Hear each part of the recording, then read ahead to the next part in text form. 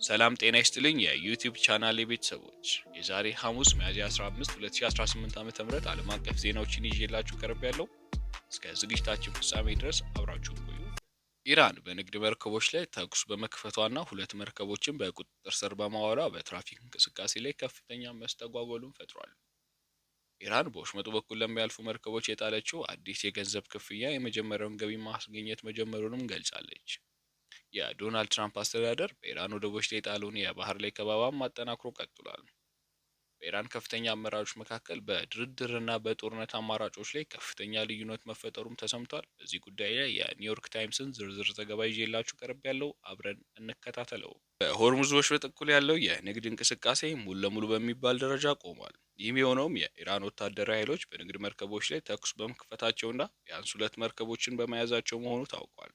ኤምኤስሲ ፍራንቺስካ እና ኢፓማኖዲካስ የተባሉ ሁለት ግዙፍ የጭነት መርከቦች በኢራን ወታደሮች ተይዘው ወደ ኢራን የባህር ዳርቻ እንዲወሰዱም ተደርጓል። ባለፉት ጥቂት ሰዓታት ውስጥም በሆርሙዝ ወሽመጥ በኩል የተፈጠረው ክስተት የዓለምን ትኩረት ስቧል። ኤምኤስሲ ፍራንቺስካ በሚል ስያሜ የምትጠራው ይቺ የሊቢያን ሰንደቅ ዓላማ የምታውለበልበው ግዙፍ የኮንቴነር መርከብም በኢራን የባህር ኃይሎች ተከባ እንድትቆም ተደርጋለች። መርከቧ በአሁኑ ወቅትም ወደ ባንደር አባስ ወደብ እያመራች መሆኑም ተረጋግጧል። ሁለተኛዋም የፓማይዶነስ የተባለች ነዳጅ ጫኝ መርከብ ወደ ወሽመጡ ለመግባት ስትሞክር በድሮኖችና በፈጣን ጀልባዎች ተከባ ለመቆም ተገዳለች። መርከቧ የሳውዲ አረቢያ ነዳጅ ወደ አውሮፓ ለማጓጓዝ ላይ እንደነበረችም ተገልጿል። በተመሳሳይም ኦሽን ጇል የተባለችው የነዳጅ ጫኝ መርከብ ወደ ወሽመጡ ለመግባት ስትሞክር ተኩስ ስለተከፈተባት ጉዞዋን አቋርጣ በመጠባበቅ ላይ ትገኛለች።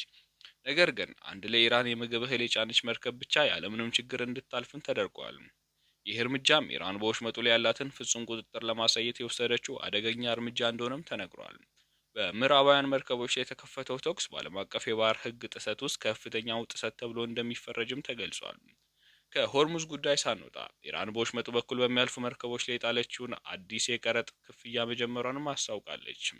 አሜሪካ በወደቦቻችን ላይ የጣለችውን ከበባ ካላነሳች እኛም የወሽመጡን እንቅስቃሴ እንቆርጠዋለን ሲሉ የፓርላማ አፈ ጉባኤው መሐመድ ባጋር ቃሊባፍ ተናግረዋል። የብሬንት ድፍድፍ ነዳጅ ዋጋ በዛሬው ዕለት ከ200 በላይ ጭማሪ አሳይቶ ወደ $104 ደርሷል። የዓለም አቀፍ የኤነርጂ ኤጀንሲ ሁኔታ በታሪክ ትልቁ የኤነርጂ ደህንነት ስጋት ነው ሲልም ገልጾታል። የአውሮፓ አየር መንገዶች ለበረራ የሚያስፈልጋቸውን የነዳጅ አቅርቦት ከኢራን ውጪ ካሉ ሀገራት ለማግኘት እየቸገሩ መሆኑንና አንዳንድ በረራዎችንም መሰረዛቸው ተዘግቧል።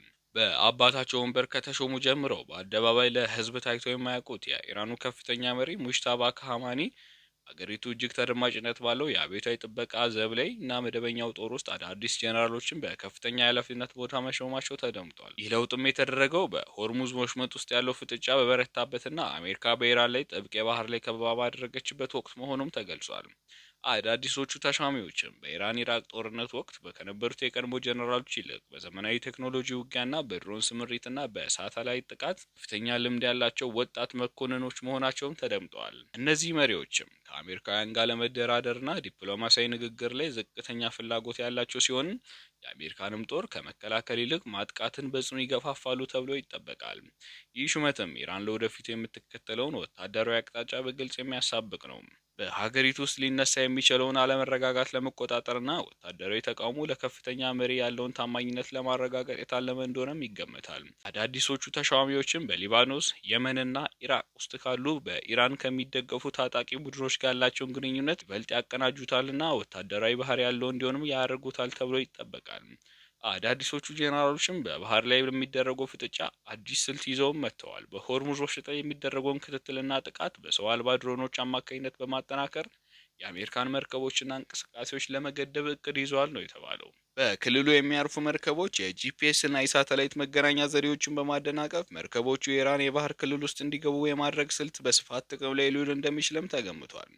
የአሜሪካ የደህንነት ተንታኞች ይህንን የአመራር ለውጥ እንደ ቀጥተኛ ማስጠንቀቂያ ነው የሚመለከቱት። ኢራን አዳዲሶቹንና አክራሪ የተባሉትን ጀነራሎች ወደፊት በማምጣት አሜሪካ ከበባዋን እንድታነሳ ግፊት ለማድረግ እየሞከረች ነው። አዳዲሶቹ ጀነራሎችም ብቃታቸውን ለማሳየት በወሽመጡ ላይ ትልቅ የባህር ላይ ልምምድ ሊያደርጉ ይችላሉ ሲል ኒውዮርክ ታይምስ ዘግቧል።